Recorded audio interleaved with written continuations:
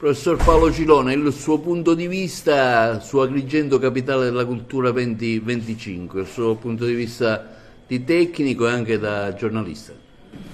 Penso che sarà un avvenimento importante perché finalmente Agrigento sarà al centro dell'attenzione non solo dell'Italia ma anche dell'Europa. Però dobbiamo dire la verità.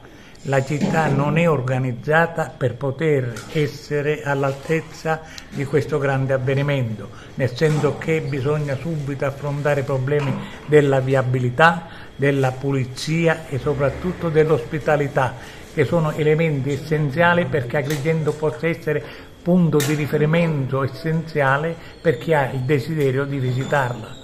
Quindi secondo me bisogna lavorare, rimboccarsi le maniche, non fare solo polemica ma anche lavorare tutti assieme nell'interesse della città. C'è una spaccatura? No, si sente che c'è qualche cosa che non va, ma noi dobbiamo superare ogni ostacolo perché poi gli ostacoli si riversano sulla città e quindi il risultato sarà non molto buono per la stessa città e allora dobbiamo essere tutti assieme a rimboccarci le maniche perché Agrigento possa essere al centro del 2025.